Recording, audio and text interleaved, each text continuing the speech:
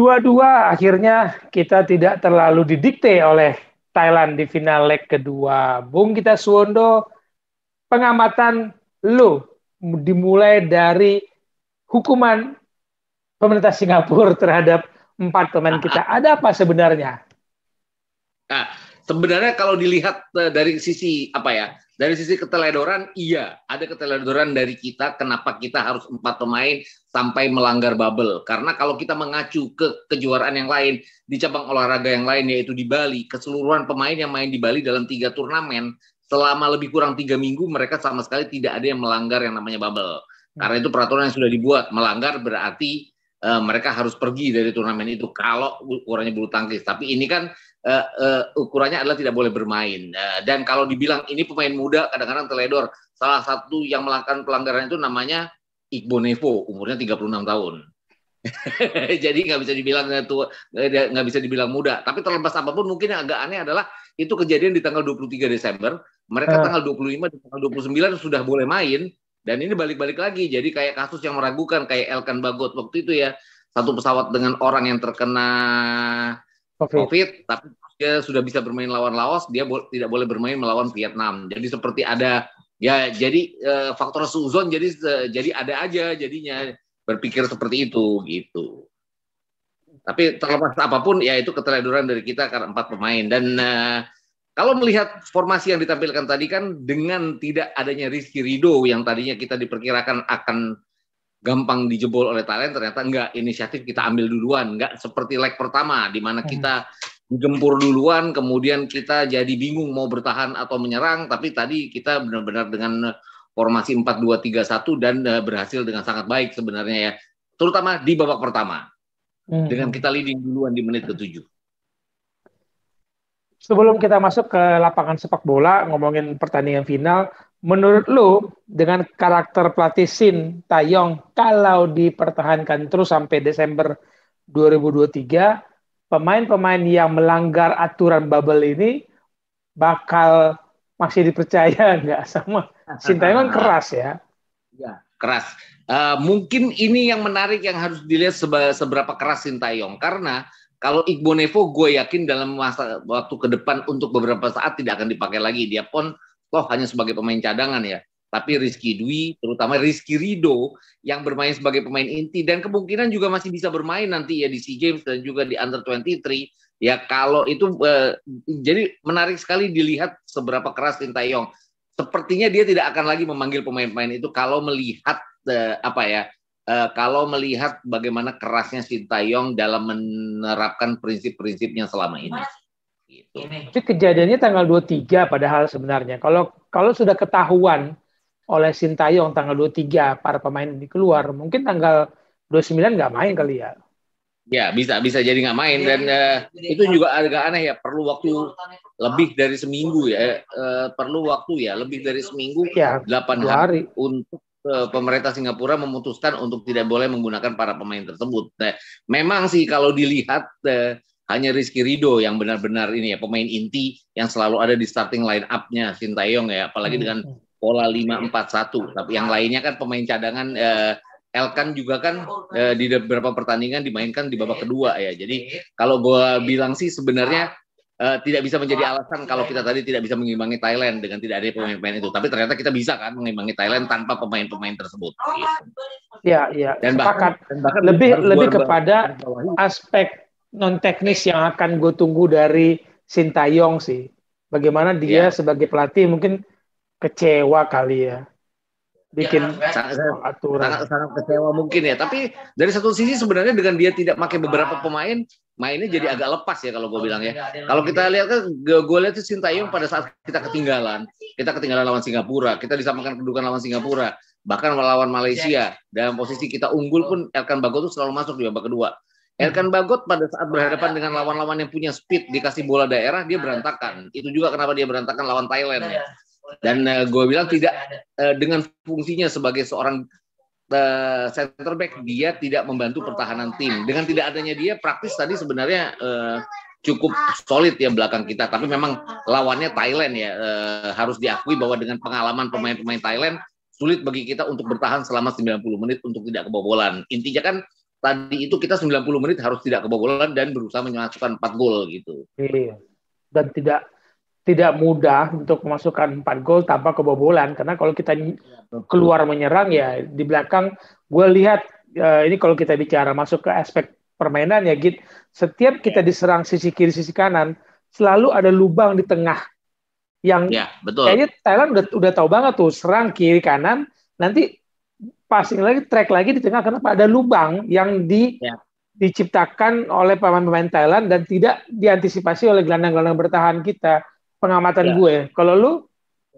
Kalau gue lihat itu tadi ya, terutama di leg pertama, tidak adanya Rahmat Irianto jelas membuka pertahanan kita. Tadi Rahmat Irianto ada, jadi terbukanya itu baru di babak kedua. Tapi ukurannya adalah bagaimana 45 menit Thailand itu tidak bermain dengan performa mereka yang terbaik. Mereka memperbaikinya dengan hanya 15 menit, pasti mereka berembuk di ruang ganti. Dan itu yang terlihat di babak kedua, bagaimana mereka mengurung kita dari sisi sayap dan juga dari tengah itu dengan kemampuan mereka.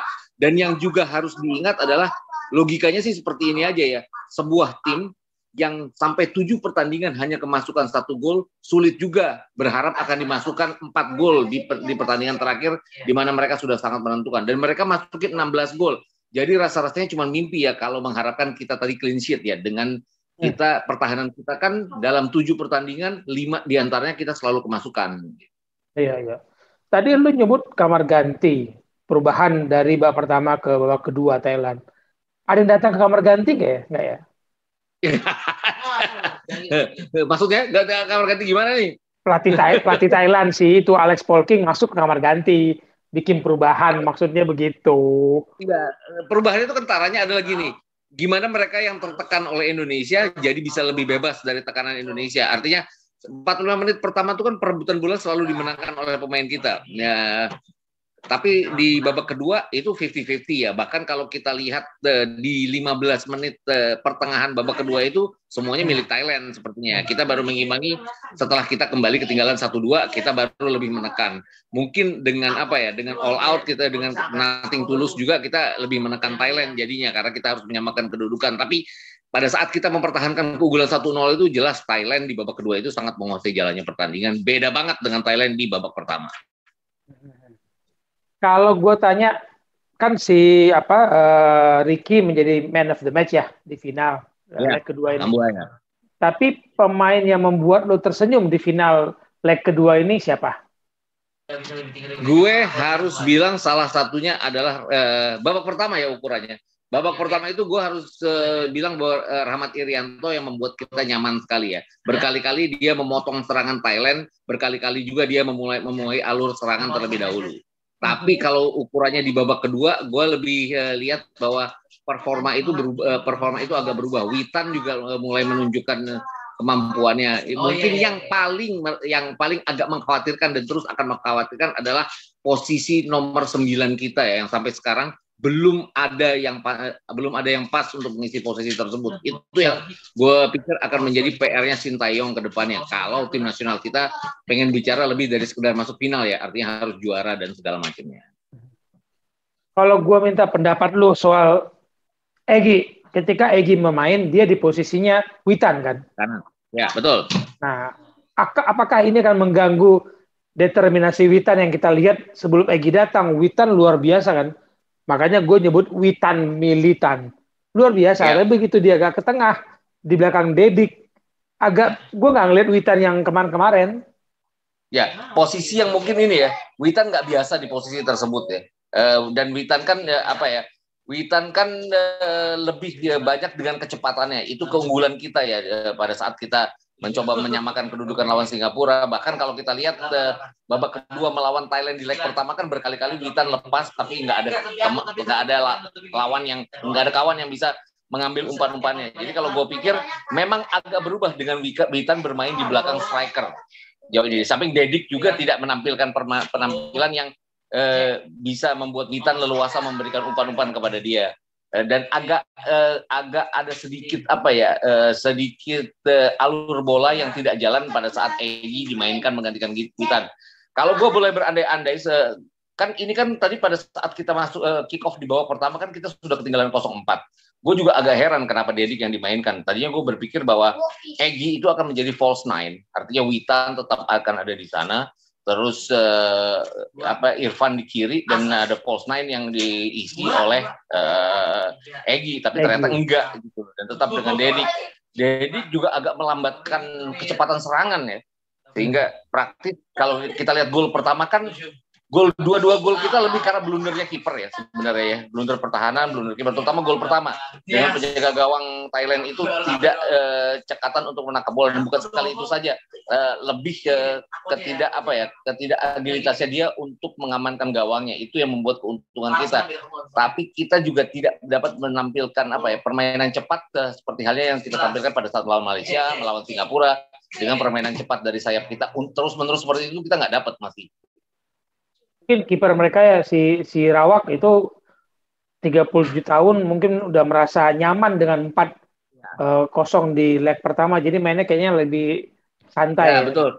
Dan dia kan kiper kedua Thailand ya, kiper pertamanya cedera pada saat berhadapan dengan Vietnam di leg kedua ya. Kemudian kiper ketiganya kemarin yang masuk di menit ke-75 leg pertama juga kan sebenarnya kiper yang sudah tua, yang menjadi sudah senior, yang menjadi penjaga gawang mereka di Piala AFF tahun 2014 dan 2016 ya. Jadinya dari sisi penjaga gawang mereka bukan penjaga gawang utama Thailand. Jadi ya dimengerti kalau mereka membuat blunder-blunder seperti itu. Tapi Thailand kan tujuannya di pertandingan tadi hanya mengamankan jalannya laga, dan itu yang sebenarnya dimanfaatkan oleh kita di babak pertama, tapi tidak pada saat di babak kedua.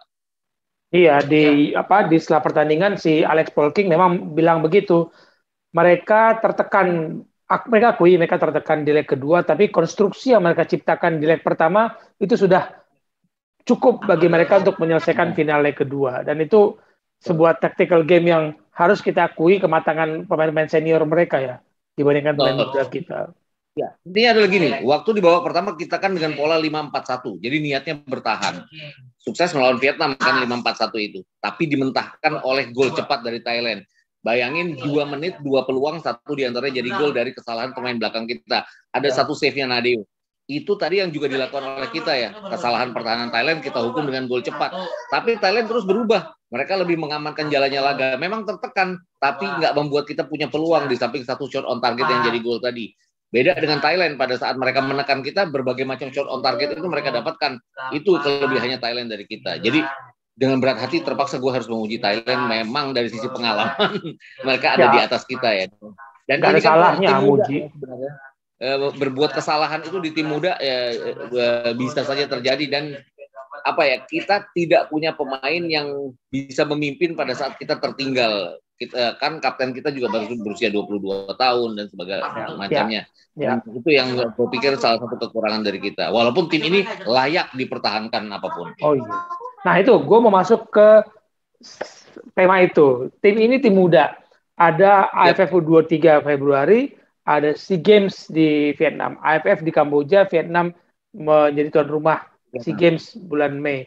Menurut lu, apakah tim ini punya prospek untuk AFF U23 dan SEA Games? Nah, sebenarnya mereka punya prospek, tapi menariknya adalah apakah mereka tidak terlalu letih ya? Artinya kalau mereka terus dipaksakan bermain di berbagai macam kompetisi ya. Kita ingatkan Pedri dimainkan di Euro, terus Pedri dimainkan di Olimpiade. Memang menghasilkan ya, Euro sampai ke Olimpiade semifinal. Ya, Spanyol melangkah jauh. Terus Pedri pemain muda terbaik. Di Olimpiade mereka mereka dapat medali perak, tapi kan Pedri dalam posisi yang letih sekali waktu balik ke liga ya. Itu yang gue khawatirin kalau mereka dipaksakan bermain di under 23 dan juga SEA Games yang juga under 23. Kan sebaiknya mereka tetap dengan porsi mereka karena mereka sudah menjadi pemain nasional sekarang. Mungkin ada beberapa pemain lagi yang rasa-rasanya bisa, kan di liga juga banyak ya, ada macam-macam pemain dengan umur 16 sampai 21 tahun yang cukup mumpuni untuk bisa dicoba oleh Sintayong. Marcelino Ferdinand dari Persebaya misalnya, itu yang bisa dilakukan. Gitu. Tapi apa iya Sintayong sempat melihat itu ketika dia fokus persiapan tim AFF ke Turki, ya kan, terus ke Singapura, liga berputar kan dia nggak nonton.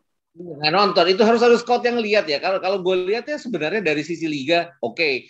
Waktu dia pertama-tama memanggil pemain-pemain itu, gue agak heran. Gue ngelihat nama-namanya, siapa sih ini Pratama Arhan, siapa sih ini Alfreandra Dewangga, tapi ternyata menghasilkan dia produk dari PSIS yang banyak sekali pemain muda ya. Jadi kalau gue bilang dari satu sisi Sintayong mengamatinya dengan cukup baik, tapi pada saat liga baru dimulai kan dia ada di sini dan belum berangkat ke Turki. Nah ini yang gue pikir jadi kekurangan, dan sebenarnya harus ada masukan ya, dia harus terima masukan dari manapun ya, termasuk ke masukan dari mau nggak tapi jalan seperti itu. Kalau kita ini jadi kilas balik ke tim nasional kayak Jerman misalnya. Jerman waktu juara tahun 2014 kan kabarnya mereka mendapat masukan dari wartawan-wartawan senior juga ya, yang tahu siapa pemain-pemain yang cukup pantas dan matang untuk masuk ke tim nasional, juga masukan terhadap lawan-lawan mereka, lawan-lawan Jerman saat itu. Gitu. Ya beda kelas sih, mungkin kalau wartawannya mengamati semua pertandingan kan beda lah ya. Ya betul. Tapi memang ini produk tim nasional kita tuh jadi apa ya, agak sempit dengan liga yang juga jadwalnya mundur-mundur terus gitu kan. Kemudian ada satu hal lagi adalah dengan liga yang terus berjalan pada saat ada kejuaraan turnamen seperti AFF, walaupun hak-hak mereka juga karena ini turnamen tidak di bawah FIFA, itu membuat setiap klub kan awalnya hanya apa ya, hanya bisa mengirim 2 pemain. Agak aneh juga kan peraturan seperti itu. Tapi memang fairnya seperti itu. Kenapa? Karena Egy pun juga baru dilepas menjelang semifinal ya. Terus kaptennya Thailand itu Chanatip Songkrasin juga baru dilepas oleh Sapporo, Hokkaido Sapporo kan di semifinal baru. Jadi kalau gue bilang ya memang harus pintar-pintarnya Sintayong dan timnya untuk melihat siapa sih yang bisa dipanggil di tim nasional gitu. Ya. Tapi bagi lu tim ini tidak, kan sekitar ada 13-14 pemain yang bisa dipakai buat AFF U23. Menurut lu sebaiknya tim ini dipertahankan terus atau break? Masih ada break lumayan. Ya gini, kalau gue bilang sih SEA Games oke, karena masih bulan Mei, di mana liga kayaknya udah akan berhenti ya. Kalau liga lancar kan di April akan berhenti.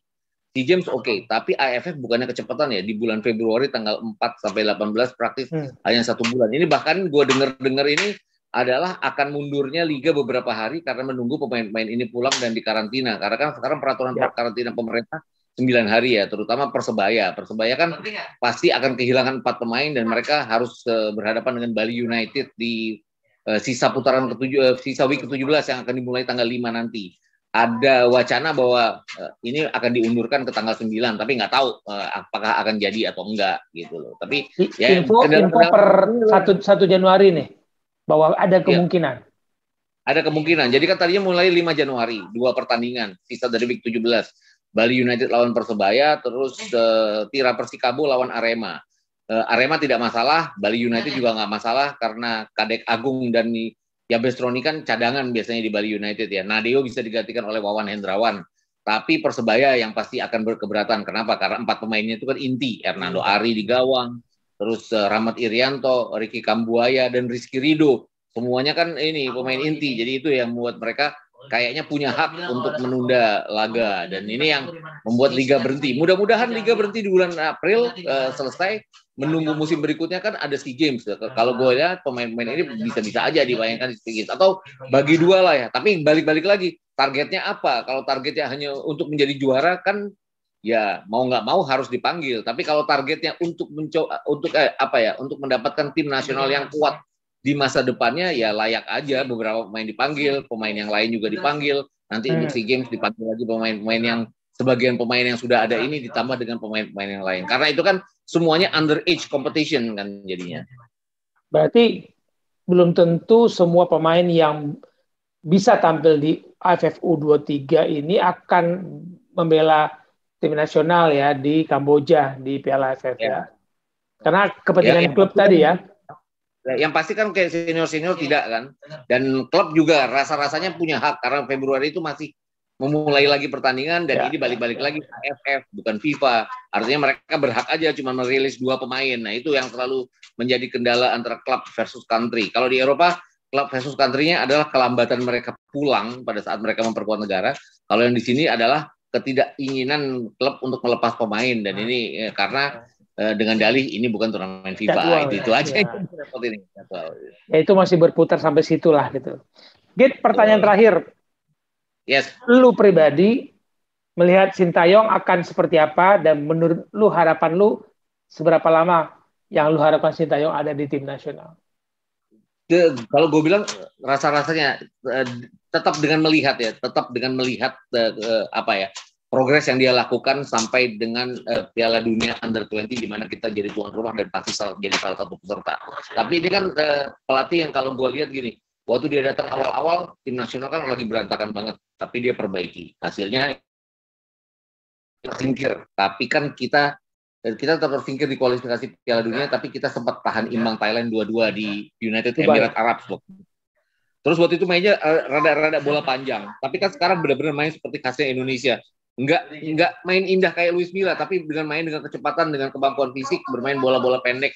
Dan itu kalau nggak disergap lawan ya kayak waktu lawan Thailand, karena ini tim muda. Jadi kalau gue lihat ini pelatih yang benar-benar melihat kondisi lawan dan kondisi para pemain kita, pelatih yang punya visi. Jadi kalau gue bilang dia layak diperhatikan sampai setidaknya 5 tahun ke depan, tapi tetap dengan melihat progres dia dari turnamen ke turnamen. Kayak misalnya gini, Piala Dunia Under-20, jangan mengharapkan dia juara gitu loh, tapi lolos dari grup atau lolos dari 16 besar, ya bisa dijadikan target, karena itu yang gue pikir dilakukan oleh setiap negara yang bukan merupakan favorit kuat sebuah kejuaraan.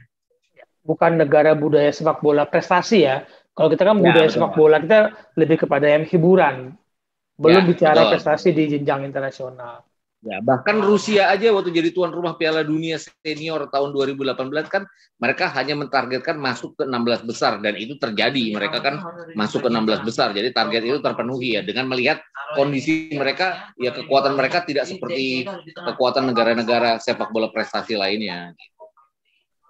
Oke, thank you Git. Kita tunggu keputusan PSSI dan Sintayong karena kontraknya kan setahu gue sampai Desember 2023. Meskipun dievaluasi per turnamen, per pertandingan ini ya, kata pengurus PSSI. Semoga kita bisa punya program jangka panjang lah. Capek ganti-ganti pelatih dalam 2 tahun gitu. Oke. Thank you Git.